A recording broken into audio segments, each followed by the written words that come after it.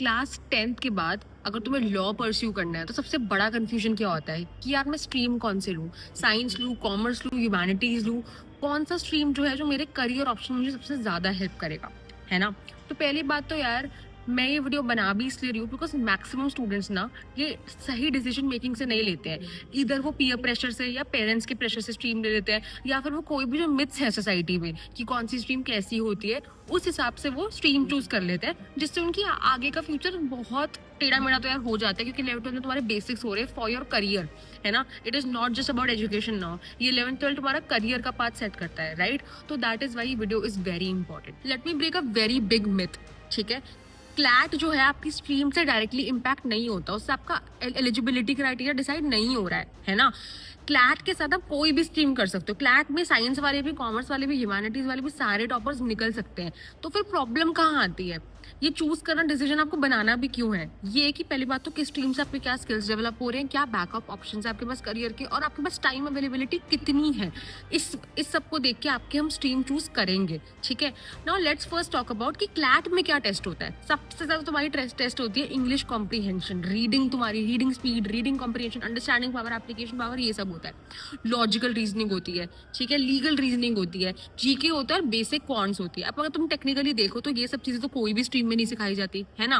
कुछ कुछ चीजें जो तुम इनडायरेक्टली सीख लोगे, बट एकदम स्ट्रेट कोई भी स्ट्रीम में तुम्हें ये 5 चीजें नहीं सिखाई जाएंगी। इसलिए हम टाइम अवेलेबिलिटी, प्रेशर और बैकअप करियर के हिसाब से अब हर स्ट्रीम का ब्रेक डाउन करते हैं। So the first stream that we are choosing to talk about is science. देखो गाइस, अब मैं इसके प्रोज एंड कॉन्स बताती हूँ तुम्हें। साइंस का प्रोज है कि पहले बात तो डिसिप्लिन बिल्ड होता है, तुम्हारी एनालिटिकल पावर अच्छी होती है इससे, ठीक है। और ये है कि तुम्हारे पास अच्छे बैकअप ऑप्शंस रहते हैं, क्योंकि साइंस से तुम्हें पता है बहुत सारे करियर्स है, डॉक्टर, इंजीनियरिंग, काफी सारे रिसर्च एंड ऑल, प्रोफेसर, बहुत चीजें हैं। एंड मतलब फॉर सम पीपल, बहुतों के पेरेंट्स भी सेटिस्फाइड रहते हैं, बिकॉज पेरेंट्स चाहते हैं ना कि हमारा बच्चा पीसीएमबी में पढ़े, क्योंकि उनका थोड़ा पुराना थिंकिंग होता है, which is fine.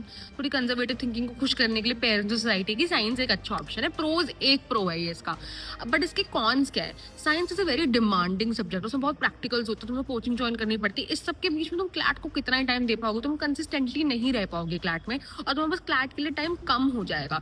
That is a very big con when choosing science. तो अगर मैं अपना एंड चीज तुम्हें बताऊं, इसका मेरा ओपिनियन क्या है, मेरा क्या बहुत मेंटर्स का ये ओपिनियन है, अगर तुम साइंस को एक्चुअली इंजॉय करते हो, if it's your passion, you really enjoy studying science, because अगर तुम्हारा पैशन है तो तुम्हारे लिए वो सब्जेक्ट ऑलरेडी ईजी हो जाता है ना, तो ही तुम लो। बट अगर तुम उसको सेफ ऑप्शन की तरह ले रहे हो, क्योंकि देखो यार साइंस और लॉ कुछ ओवरलैप भी नहीं करता है एटलीस्ट अभी तक, और उसका उतना स्कोप नहीं है साथ में, तो अगर तुम इंजॉय करते हो तो ले लो। अगर तुम उसको सेफ ऑप्शन ले रहे हो तो मत लो, आई वुड से, बिकॉज बहुत डिमांडिंग हो जाएगा, एंड देन दोनों को साथ में मैनेज करना थोड़ा अननेसेसरी एफर्ट होएगा, ठीक है। ऐसा नहीं है कि पॉसिबल नहीं है, इवन जो हमारे फाउंडर हैं मिस्टर मुदत सर, उन्होंने भी 11th-12th में साइंस ही करी थी, लेकिन ऐसा नहीं इम्पॉसिबल है, लेकिन वर्कलोड ज्यादा हो जाएगा तुम्हारा। Now let's come to the second option which is commerce. अब कॉमर्स का जो वर्कलोड है वो ऑफ कोर्स थोड़ा साइंस से लाइटर है, तो थोड़ा लाइट वर्कलोड रहेगा, थोड़ा बैलेंस रहेगा। अब इसके मैं वापस तुम्हें प्रोज बताती हूँ। आजकल लॉ प्लस बिजनेस का स्कोप बहुत बढ़ गया है, ऐसी डिग्रीज भी आ गई है like BCom LLB, BBA LLB।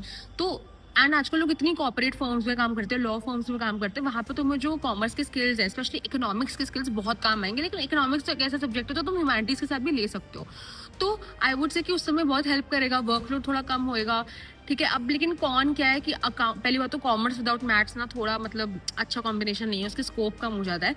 Mostly लोग जो कॉमर्स लेते हैं वो मैथ्स भी लेते हैं, और मैथ्स और अकाउंट्स में तुम्हारा बहुत टाइम खप जाएगा, क्योंकि उसकी तो ट्यूशन लगवानी पड़ती है। बिजनेस ही को फिर भी खुद हो जाती है, लेकिन अकाउंट्स और मैथ्स नहीं हो पाती, उसमें तुम्हारा बहुत टाइम जाएगा। और यही है कि तुम्हारे बैकअप्स भी होंगे, लेकिन बैकअप्स मिल जाएंगे तुम्हें, सीए का मिल जाएगा, बिजनेस का मिल जाएगा। तो I would say if you are interested in law plus business का साइड एक्सप्लोर करने के लिए, then definitely commerce is a very good option for you, क्योंकि उसका स्कोप भी बहुत बढ़ रहा है। तो आई वुड से थोड़ा बैलेंस्ड है, इससे वर्कलोड थोड़ा रहेगा, बट अगर तुम्हें इसी एरिया में जाना है तो डेफिनेटली तुम कॉमर्स चूज कर सकते हो। Now last but not the least is humanities, जो सबसे ज्यादा कॉमन है, जो लॉ के स्टूडेंट्स लेते हैं। तो अब जो ह्यूमैनिटीज में प्रोज मैं बताती हूँ, जो ह्यूमैनिटीज के सब्जेक्ट्स है like political science, history, even economics भी तुम ले सकते हो। ये सब जो है वो तुम्हें एक्चुअली हेल्प करते हैं लॉ में। इवन लीगल स्टडीज भी एक सब्जेक्ट आ गया है, वो लॉ में तुम्हें थोड़ा हेल्प करता है, बिकॉज जो पैसेजेस वगैरह लॉ के एग्जाम्स में आते हैं वो इन्हीं सब्जेक्ट से मेनली आते हैं।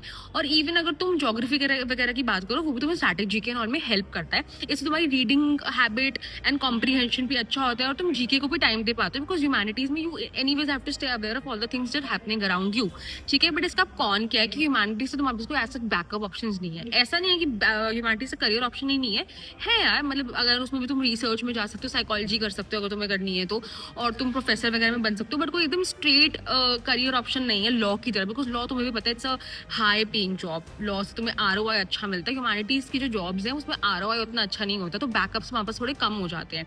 लेकिन ये है कि डिसिप्लिन भी थोड़ा कम हो जाता है, क्योंकि बहुत लोग ह्यूमैनिटीज को लाइटली लेते हैं कि यार ये तो कोई भी कर लेता है, ऐसा कुछ भी नहीं है, कोई भी नहीं कर सकता है। बट ये है कि तुम आपको ह्यूमैनिटीज की वजह से ज्यादा टाइम तुम क्लैट को अलॉट कर पाओगे और कंसिस्टेंट रह पाओगे, that is the only pro.